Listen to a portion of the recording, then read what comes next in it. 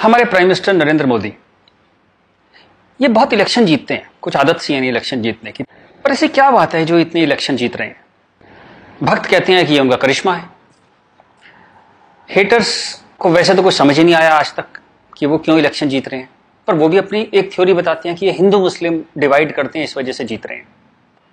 इस पर मैं आज अपनी बात आपसे कहना चाहता हूं। मेरा ये मानना है कि नरेंद्र मोदी नाम का कोई शख्स है ही नहीं, ऐसा कोई आदमी है ही नहीं। He is just a face to express a deep anguish. इस देश के अंदर, इस देश के सबकॉन्शियस में कुछ बहुत गहरे जख्म है, कुछ बहुत दर्द है, कुछ बिट्रेल है, कुछ धोखे हैं। उनको एक्सप्रेस करने का कभी मौका नहीं मिला था इस देश को। एक मौका मिला, उस मौके का नाम है नरेंद्र मोदी। सवाल यह है कि ये गंगा जमनी तहजीब, ये कौमी यकजहती, ये भाईचारा, ये गुलदस्ता, ये कितना सच है? हिंदू मुस्लिम में दरार है या नहीं? मिसट्रस्ट है या नहीं? ये सब कुछ ठीक है, ये सिर्फ बातें मोदी ने फैलाई हैं। क्या ऐसा है? आज हम इसको टेस्ट करेंगे, इस सवाल को आज हम टेस्ट करेंगे। क्या आपको मालूम है सन 1800 से इस देश में हिंदू मुस्लिम दंगे हो रहे हैं? 1926 में पूरे देश में दंगे हुए थे। क्या यूपी, लाहौर, मुंबई, तमिलनाडु, कोलकाता, सब जगह अलग अलग वक्तों में दंगे होते रहे हैं। तो ये जो एक गंगा जमनी तहजीब है, ये कहां है? अगर इतने दंगे होते रहे, 100 साल से दंगे हो रहे हैं, तो कहां है ये गंगा जमनी तहजीब? चलिए एक और तरह से देखते हैं। आजादी का आंदोलन चला, गांधी जी हमारे लीडर थे, हम सब उन्हें प्यार करते हैं, बहुत आदर करते हैं, कोई इसमें डाउट ही नहीं है। अंबेडकर से गांधी जी का एक बार टकराव हुआ, तो गांधी जी ने आमरण अनशन कर दिया अंबेडकर के घर के सामने। ये बात है 1932 की। आखिर में अंबेडकर को झुकना पड़ा, पूना पैक्ट हुआ, और अंबेडकर ने एक बात कही जो बहुत प्यारी है, जो मैं गैलीलियो की बात, टक्कर की बात मानता हूं, नेवरदलेस इट मूव्स, उस टक्कर की बात मैं मानता हूं। अंबेडकर ने कहा, बात तो मेरी सही है, लेकिन इस वक्त आपकी जान चली जाए ये ठीक नहीं है, क्योंकि अभी देश को आपकी जरूरत है आजादी के लिए, तो मैं अपनी मांग वापस लेता हूं। हालांकि बात तो मेरी सही है। कितनी प्यारी बात थी। उस आमरण अनशन से अंबेडकर को झुकना पड़ा। 1939 कांग्रेस का अधिवेशन तिरुचली, सुभाष चंद्र बोस जीत गए थे कांग्रेस अध्यक्ष के लिए, सीतारामैया हार गए थे। लेकिन गांधी जी ने कहा कि नहीं, बोस नहीं बनेंगे, वरना मैं छोड़ दूंगा कांग्रेस, ये वो, बहुत कुछ टेंट्रम थ्रो किया। तो सुभाष चंद्र बोस ने त्याग पत्र दिया। यहां भी गांधी जी की जिद आगे आई। अंग्रेजों के खिलाफ भी उन्होंने भूख हड़ताल करी, तो अंग्रेजों को झुकना पड़ा। तो लोगों के दिल में ये सवाल है, मेरे दिल में सवाल था, जब मैं 7th-8th स्टैंडर्ड में था, तो मैंने अपनी टीचर से पूछा था, जब जिन्ना ने कहा कि इस देश का पार्टीशन होगा, बंटवारा होगा, तो गांधी जी ने उसके घर के सामने आमरण अनशन क्यों नहीं किया? इस सवाल का जवाब कौन देगा? मुझे आज तक इस सवाल का जवाब नहीं मिला। खैर, उसके बाद जिन्ना अड़ गए तो पार्टीशन हुआ। 47 में पार्टीशन में करीबन 15-20 लाख डेड बॉडीज, जो हिटलर नहीं कर पाया, 15-20 लाख डेड बॉडीज हमने देखी। कुछ करोड़, 1-1.5 करोड़ लोग यहां से उजड़ के वहां गए, वहां से उजड़ के यहां आए। पूरी ह्यूमन हिस्ट्री में इससे ज्यादा डेंजरस, इससे ज्यादा खतरनाक चीज कुछ नहीं हुई। शायद वो रवांडा टूटसी में जो प्रॉब्लम हुई, वही इसकी टक्कर की प्रॉब्लम होगी। सैकड़ों औरतों को नंगा करके सड़क पे चलाया जाता था, उसे पिंड यात्रा कहते थे। इतनी दर्दनाक चीज, बट ये हुआ क्यों? And who failed? किस वजह से इतना बड़ा पार्टीशन हुआ? सिर्फ एक वजह से कि मुस्लिम्स ने कहा हम आपके साथ नहीं रहेंगे। और आप बकवास आज भी करे जा रहे हो गंगा जमनी तहजीब की, कौमी यकजहती की। 20 लाख लाशें गिर गई, आप अभी भी सच का सामना नहीं करोगे? उसके बाद जो पार्टीशन से लोग आए, यहां बहुत सारे शहरों में रहे, और अगले 20, 25, 30 साल बड़ी गरीबी में रहे। ना उनके पास पैसे थे, ना कैंप बोल दिया जाता था, वहां कैंप में रहते थे। बहुत तकलीफों से उन्होंने 20-30 साल बिताए। अब तो वो लोग नहीं है, गुजर गए, लेकिन उनकी वो दर्द की, वो जो रोंगटे खड़े कर देने वाली उनकी कहानियां थी, वो कहानियां जिंदा है। वो लोग जिंदा नहीं है, पर वो कहानियां जिंदा है। और याद रखिएगा, कहानियां अपने हीरो से, अपने कैरेक्टर से ज्यादा उम्र रखती हैं। जीसस चले गए, कहानियां हैं। राम चले गए, कृष्ण चले गए, उनकी कहानियां चलती हैं हजारों सालों से। तो वो लोग चले गए, पर वो कहानियां इस देश के सबकॉन्शियस में चली गई हैं, कलेक्टिव सबकॉन्शियस में वो कहानियां हैं। इसलिए जो आप हेट्रेड देखते हैं हिंदू मुस्लिम की, वो बड़ी एब्स्ट्रैक्ट सी हेट्रेड है, उसकी कोई शेप नहीं है, आप मालूम भी नहीं पड़ता किस वजह से या किस चीज के लिए, पर वो है।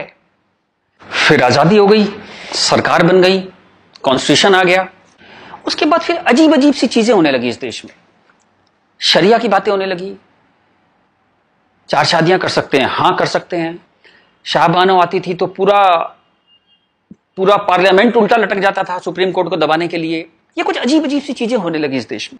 तो कभी ये क्यों नहीं कहा गया कि हाँ, हम शरिया पूरी तरह लागू करेंगे, हिंदू चोर जेल में जाएगा, मुसलमान चोर के हाथ काट दिए जाएंगे, क्योंकि शरिया में ऐसा कहा गया है। ये कभी कहा ही नहीं गया किसी प्लेटफॉर्म पर, लोगों के दिल में था। अब इस सवाल को दबाया कैसे गया? कांग्रेस के हाथ में ताकत आई। अब उसे इस बात से बचना था कि पार्टीशन हमारी वजह से हुआ, हम लोग फेल हो गए।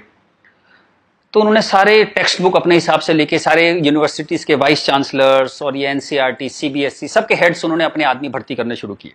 उन्हीं लोगों को पद्मश्री देना शुरू किया, उन्हीं लोगों को तमाम मनसब और तमाम तरह की, वही चीफ गेस्ट बनते थे जलसों में। सारी टेक्स्ट बुक वैसी छपने लगी, जहां बस यही बताया जाता था कि दे दिया हमें आजादी, बिना खड़क बिना ढाल। और वो जवाहरलाल नेहरू या फूल लगाते थे और उस बच्चे उन्हें चाचा नेहरू कहते थे। लाइसेंस राज था, सारा प्रेस उन्होंने कंट्रोल किया और खुद वो बड़े मजे से रोजा इफ्तार की पार्टियों में जाते थे। वो पार्टियां जहां ये बताया जाता था कि कोई मिसट्रस्ट नहीं है इन दोनों कौमों के बीच में, बढ़िया दावतें खा रहे थे, रोजा इफ्तार कर रहे थे। कांग्रेस बिकेम अ मछली मार पार्टी। उन्होंने मुस्लिम वोटों की फिशिंग स्टार्ट कर दी, यहां से फिशिंग स्टार्ट हुई। और अगेन वही बात, कैरेट, एक बार जब बात समझ में आ गई तो फिर जितने नए नए लीडर आने लगे, लालू, मुलायम and so on, Mamata Banerjee, सब वही फिशिंग में लग गए। मैं एक बड़ा इंटरेस्टिंग एक अपना परसेप्शन देना चाहता हूं आपको। ब्रिटिशर्स जो 47 में इंडिया छोड़ के चले गए, मान लीजिए आजादी के बाद वो यहीं रह जाते, मान लीजिए जैसे साउथ अफ्रीका में हुआ। वहां से जब अंग्रेज छोड़ के गए तो सारे अंग्रेज छोड़ के नहीं गए, बहुत सारे अंग्रेज वहीं रह गए अफ्रीका में। आप उनकी क्रिकेट टीम देखते हैं ना, सारे उनके ग्रीम स्मिथ और पोलक और सब उनके एबीडी, सारे उनके प्लेयर्स जो हैं, जो नेशनल हीरोज हैं, वो वाइट हैं। एक दो रबाडा वगैरह, रबाडा और वो सब खेल लेते हैं, बट मोस्टली वाइट्स खेलते हैं। अंग्रेज वहां से छोड़ के नहीं गए, वहीं रह गए। खैर, नेल्सन मंडेला ने उनको इतना खूबसूरती से हैंडल किया कि उस देश में भी वरना पार्टीशन होता और ऐसा ही खून बहता, पर वो इतने ही स्मार्टली उन्होंने हैंडल किया। वो एक अलग कहानी है, पढ़िएगा उसके बारे में। इस दुनिया की सबसे इंस्पायरिंग कहानियों में से है जो मंडेला ने किया। Great great guy. खैर, अगर यहां ऐसा होता कि ब्रिटिशर्स यहां रह जाते, तो मैं आपको मेरा ये एक आकलन है, तो 20-30 साल बाद एक पॉलिटिकल पार्टी पैदा होती जो उनके वोट की फिशिंग करती, और हमें ये समझाया जाता कि हिंदुस्तानी और ब्रिटिशर्स में कभी कोई झंझट था ही नहीं। They were friends, they were happy. हम मिलके होली, दिवाली, ईद मनाया करते थे। और ये जनरल डायर, ये तो आप झूठी बातें हैं, जलियांवाला बाग में गोली चला दी जनरल डायर ने, ये सब एग्जेजरेशन है, राइट विंगर्स ने पैदा किया है। अगर अंग्रेजों के भी वोट यहां पे होते तो ये झूठ चलता रहा और Hindus got sick of it. पर कहने का कोई रास्ता नहीं था, कोई आउटलेट नहीं था इस बात को कहने का, कोई ऐसा चेहरा नहीं था वो जिसके साथ वो बात कहते कि वो एम्पैथी से हमारी बात सुनेगा। अब यहां मैं थोड़ी सी डिटूर लेना चाहता हूं। कांग्रेस ने इस देश की बहुत सेवा की है। अगर इतनी मॉडर्न आउटलुक के नेहरू जी ना होते तो देश यहां तक ना पहुंचता। उतनी भयंकर गरीबी में जब दंगे भी थे, वॉर भी थे, नेहरू जी ने इसरो के बारे में सोचा, एटॉमिक पावर के बारे में सोचा, आईआईटीज के बारे में सोचा। Great guy. जो उनकी अच्छाइयां वो अच्छाइयां हैं, बट इसी के साथ जो गलतियां भी उन्होंने बहुत बड़ी करी। एक इतनी बड़ी चीज को, एलिफेंट इन द रूम जिसको बोलते हैं, डायनासोर आपके सामने खड़ा था, आप उसे एड्रेस, उसका सॉल्यूशन नहीं निकाल पाए। कम से कम हाँ तो कहते डायनासोर खड़ा है। और झूठ ऐसे ऐसे चलाए, जैसे कश्मीर के बारे में झूठ चलाया। 370 का तो कुछ हो नहीं सकता भाई। महाराजा हरि सिंह ने यही शर्त पे विलय किया था कश्मीर का, क्योंकि 370 उन्होंने तब किया, तो कुछ हो ही नहीं सकता इसका। अब पता लगा ये झूठ है, महाराजा हरि सिंह ने ऐसा कुछ साइन ही नहीं किया था। ये तो दलाल टाइप के लोगों ने 1.5 साल बाद, 1.25 साल बाद लाए 370, और अंबेडकर ने साफ साफ मना किया कि नहीं है ये 370 नहीं लगाऊंगा, इतनी खराब है ये। फिर भी लगा दिया आपने, जबरदस्ती ठोक दिया आपने। अब मैं अपनी बात पे वापस आता हूं कि नरेंद्र मोदी कोई आदमी है ही नहीं, ये वो खूंटी है जिसपे पूरे देश ने अपना ये जो बरसों का गुस्सा है, 50 साल का नहीं, 150-200 सालों का गुस्सा टांगना शुरू कर दिया उस खूंटी पे। डिस्कशंस स्टार्टेड हैपनिंग, गुस्से को एक जगह मिली, एंगर फाउंड अ वेंट। चलिए एक और बात करते हैं। मेरा मानना है कि हम लोग एक एहसान फरामोश कौम है। जी बिल्कुल ठीक सुना आपने, हम एहसान फरामोश लोग हैं। गुरु अर्जुन देव, गुरु तेग बहादुर, बंदा बहादुर, भाई मती दास, हकीकत राय, गुरु गोविंद सिंह, आपने नाम सुने, सिख गुरुज, उनके साथी। जब हिंदू कौम इस्लामिक रूलर से बहुत परेशान थी, फोर्स कन्वर्जन हो रहे थे, बहुत जुल्म हो रहे थे, जजिया वजिया बहुत चीजें थी, तो इन्होंने हिंदुओं को बचाने के लिए ये सब कुर्बानियां दी। किस गुरु को जिंदा जला दिया गया, किसको गर्म तवे पे भून दिया। बात समझ रहे हैं आप? जैसे सब्जी बनाते हैं आप, गर्म तवे पे जिंदा भून दिया, किसको आरे में से बीच में से काट दिया, किसको रुई से बांध के जला दिया, किसके बच्चों को दीवार में चिनवा दिया, किसके बच्चों के दिल निकाल के बाप के मुंह में ठूस दिए। ये सब कहानियां हमने पढ़ी। इनकी कविताएं हम स्टेज पे गाया करते थे जब हम छोटे थे। हकीकत हूं, हकीकत को हकीकत जब बताऊंगा, हूं एक लाखों को हकीकत मैं बनाऊंगा। इस सारे जुल्म को सहकर हिंदुओं में से एक वॉरियर कौम पैदा हुई, खालसा।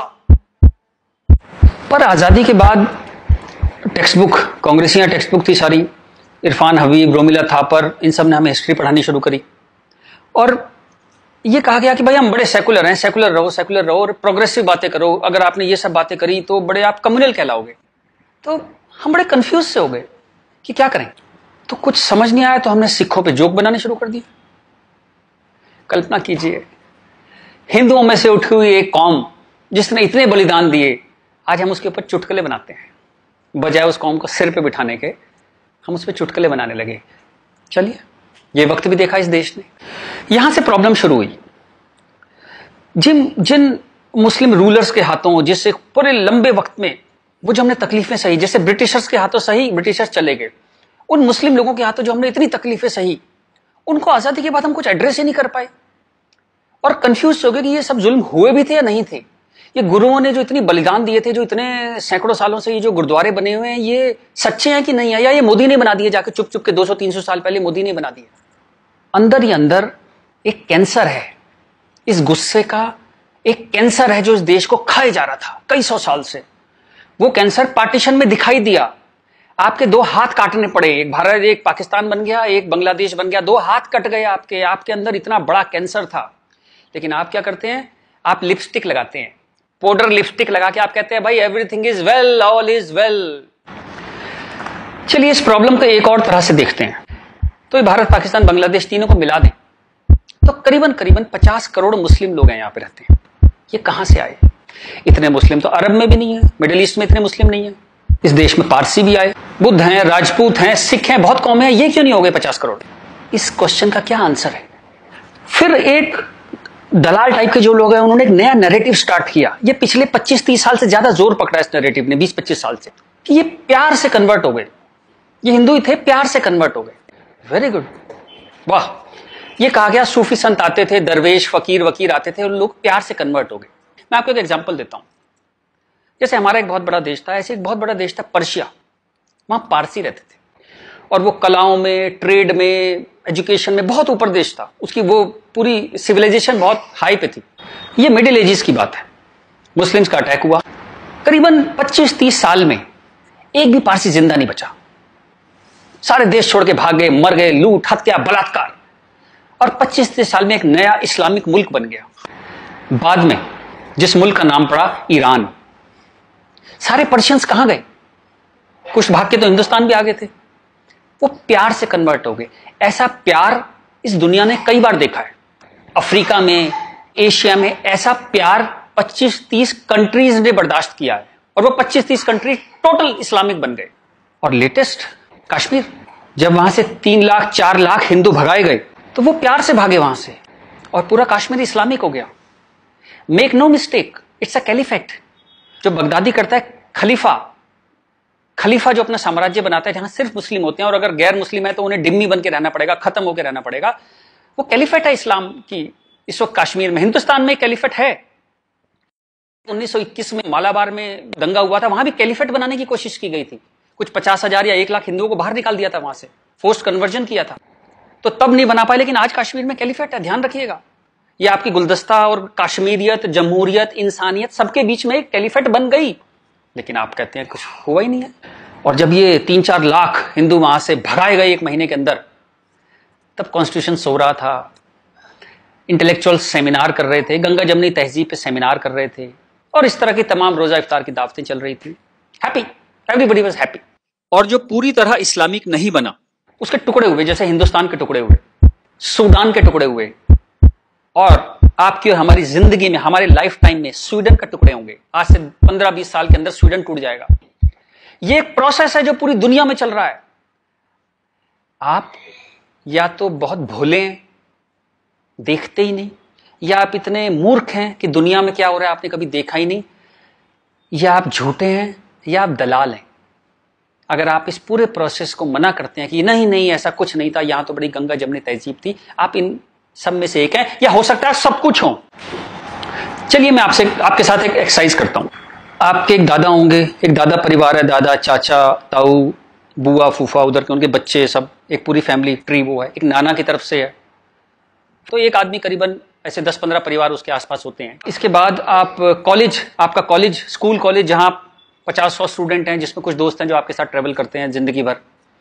फिर आपका मोहल्ला, आपकी कॉलोनी, वहां भी आप 10-20 परिवारों को जानते हैं।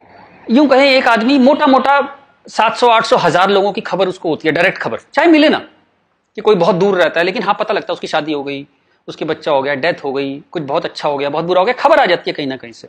अब मैं आपसे एक्सरसाइज करता हूं, पिछले 20, 30, 50 साल में ये इन 1000 लोगों में से कितने लोग मुस्लिम बने, कितने लोग कन्वर्ट हुए? आंसर मिलेगा 0। क्या हुआ? सारे सूफी, दरवेश, फकीर रिटायर हो गए, आईपीएल देखने चले गए, इस्लाम की कशिश खत्म हो गई। दोस्त, जब तक गर्दन पे तलवार ना हो ना, कोई कन्वर्जन नहीं होता, या बहुत सारे पैसे ना हो, कोई कन्वर्जन नहीं होता। उसके बाद पार्लियामेंट पे अटैक हुआ, इस देश की पार्लियामेंट पे अटैक हुआ, और उसमें शामिल अफजल गुरु, उसके सम्मान में, उसके समर्थन में लोग खड़े हैं, हजारों लोग मुसलमान खड़े हैं, और हमने तब भी कुछ नहीं कहा, इस देश में हाहाकार नहीं हुआ।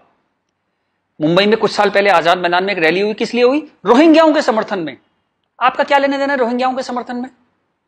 और रैली के आखिर में क्या हुआ? जो शहीदों के लिए स्मारक बना है, फौजियों के लिए, शहीदों के लिए जो स्मारक बना है, उसको जूते मार मार के तोड़ दिया। इतनी नफरत आपके मन में इस देश के लिए, और कोई कुछ कहता ही नहीं, कोई कुछ कह ही नहीं पा रहा था। ये चल रहा था इस देश में। तो ये जो एक हेट है, ये इन दोनों कौमों में रही, और वो एक नफरत जो थी, वो कभी, it never became a past history, distant history, कभी नहीं हुआ, वो रोज रहा। कभी वो अफजल गुरु के रूप में आ गई, कभी वो क्रिकेट मैच के रूप में आ गई, कभी कश्मीर, कभी आजाद मैदान, वो हमेशा कभी ना कभी उसके न्यू एडिशंस आते रहते थे। एक और एक्सरसाइज करते हैं। आप मोटरसाइकिल चलाते हैं, कार चलाते हैं, साइकिल, स्कूटर कुछ चलाते होंगे। जब भी आप सड़क में जाते हैं तो थोड़ा संभल के चलते हैं, लेकिन आपके शहर के जो मुस्लिम एरिया है, जब उसमें आप जाते हैं तो कुछ एक्स्ट्रा संभल के चलते हैं कि नहीं? एक्स्ट्रा संभल के, कि अगर यहां लग गई तो एक्स्ट्रा पिटाई होगी। वो जो फियर है आपके अंदर, वो जो डर है, वो कमाल की चीज है, जिसको देश कहता है नहीं, एक सिस्टम कहता है नहीं, लेकिन आपके अंदर है, करोड़ों लोगों के अंदर है, 100 करोड़ लोगों के अंदर है वो डर। और एक आखिरी एक्सरसाइज, जब भी आपको कोई ज्ञान बांटता हुआ आदमी मिले, सेकुलर मिले, इंटेलेक्चुअल मिले, गंगा जमनी तहजीब वाला आदमी मिले, सब बराबर हैं, सब धर्म है, तो उसको कहिएगा चलिए एक पेज पे लिखते हैं, गीता, बाइबल, कुरान सब एक जैसे हैं, जीसस, राम, कृष्ण, पैगंबर मोहम्मद सब एक जैसे हैं, ना कोई छोटा ना कोई बड़ा, सब प्यारे इंसान है, सब बढ़िया हैं, सब बराबर हैं। एक पेज पे लिख के उसे बोली जरा 2-4 मुस्लिम से साइन करा के ला। ऐसी ची की आवाज आएगी उस इंटेलेक्चुअल की, आपके पास जिंदगी में दोबारा नहीं आएगा। वो एक मुसलमान के साइन नहीं करा सकता इस बात पे। ये सारा ड्रामा हमारे लिए है। ये तो जहां से मैंने बात शुरू करी थी कि ये जो गुस्सा है, ये कई 100 साल का गुस्सा है, जिसको वेंट नहीं मिला, कभी निकलने की जगह नहीं मिली। और ये जो बार बार दंगे होते हैं ना, ये उसकी EMI है। And coming back to the point, Modi कोई आदमी है ही नहीं, मोदी वो मौका है, और वो गारंटी है कि इस बार जब शाहबानो पार्लियामेंट में आएगी कि हलाला हो गया, कि 4 विवाह हो गया, कुछ हो गया, इस बार पार्लियामेंट ब्लैकमेल नहीं होगी। वो एक शख्स नहीं है, वो एक इमोशनल बाम है, एक इमोशनल मलहम है, जिसकी इस देश को कई 100 साल से जरूरत थी। और अगर आप सोचते हैं कि एक आदमी क्या कर सकता है, तो दोस्त, कैसे आकाश में सुराख नहीं हो सकता, एक पत्थर तो तबीयत से उछालो यारों।